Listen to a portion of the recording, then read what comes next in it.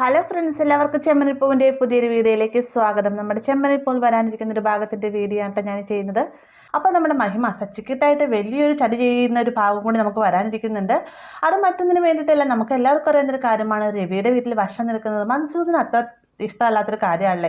അതുകൊണ്ട് തന്നെ പലതവണകളായിട്ട് ഈ ഒരു കാര്യം നമ്മുടെ മധുസൂദനൻ മഹിമയോടായിട്ട് പറയുന്നുണ്ട്. ഈ ഒരു സമയത്ത് മഹിമ പറയുകയാണ്, മധുവായിട്ട് സങ്കടപ്പെടൊന്നും വേണ്ട, നമ്മുടെ വർഷമോളെ എന്നേക്കുമായിട്ട്, വർഷമോളെ മാത്രമല്ല ശ്രീകാന്തിനെയും എന്നേക്കും വീട്ടിലേക്ക് കൊണ്ടുവരുന്നതിന് വേണ്ടിയിട്ട് ചില പദ്ധതികളൊക്കെ ഞാൻ തയ്യാറാക്കി വെച്ചിട്ടുണ്ട്. അതെന്തായാലും മധുവായിട്ട് വഴിയെ തന്നെ കണ്ടാൽ മതി എന്നൊക്കെ പറയുകയാണല്ലേ.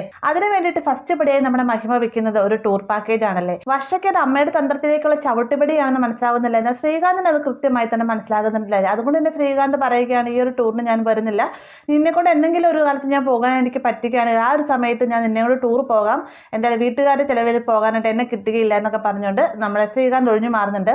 ഇതിന്റെ പേരിൽ അവരുടെ ജീവിതത്തിൽ ചെറിയ ചെറിയ പ്രശ്നങ്ങളൊക്കെ ഉണ്ടാവുന്നുണ്ട് കേട്ടോ. എന്നാൽ മഹിമ പിന്നീട് ചെയ്യുന്ന നേരെ ശ്രീകാന്തിന്റെ റെസ്റ്റോറൻറ്റിലേക്ക് ചെന്നതിന് ശേഷം ശ്രീകാന്തിനോട് വളരെ മോശമായ രീതിയിൽ പെരുമാറുകയാണ്.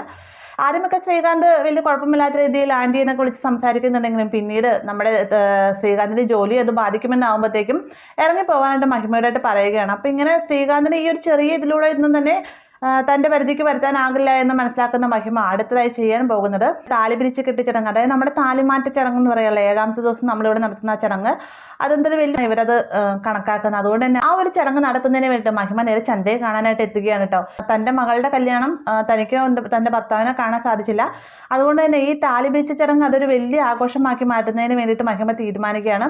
ആ ഒരു കാര്യത്തെക്കുറിച്ച് ചന്ദ്രയോട് സംസാരിക്കുന്ന സമയത്ത് നമ്മുടെ ചന്ദ്രയുടെ സ്വഭാവം അറിയാലോ, പണം എവിടെ വീണാലും അവിടെ ചന്ദ്ര മൂക്ക് കുത്തി വീഴും. അതുകൊണ്ട് തന്നെ ചന്ദ്ര ഇതിന് സമ്മതിക്കുകയാണ്. ചന്ദ്ര പറയുന്നുണ്ട്, അതിനെന്താ നിങ്ങളുടെ മൂക്ക് നിങ്ങൾ കൊടുക്കുന്നത്, അതിനിപ്പോൾ ഞാനിത് പറയാനാ, നമുക്ക് എല്ലാം നല്ല രീതിക്ക് തന്നെ ചടങ്ങുകൾ കൃത്യമായിട്ട് നടത്താമെന്നൊക്കെ പറയുന്നുണ്ട്.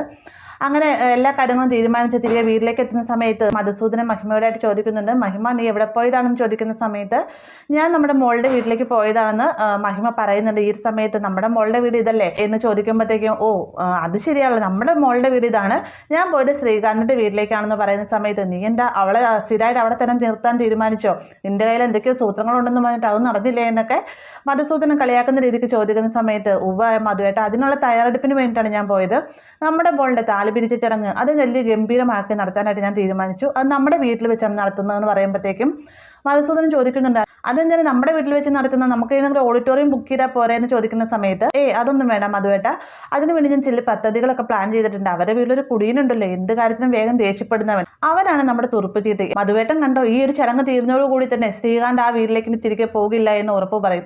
അതിനുള്ള തന്ത്രങ്ങളെല്ലാം തന്നെ ഞാൻ തയ്യാറാക്കി വെച്ചിട്ടുണ്ട്. അങ്ങനെ നമ്മുടെ സച്ചിയെ മോശക്കാരനാക്കാൻ ശ്രമിച്ചുകൊണ്ട് തന്നെ സച്ചിക്കിട്ട് വലിയൊരു പാര നമ്മുടെ മഹിമ വെക്കാനൊരുങ്ങുന്നുണ്ട്.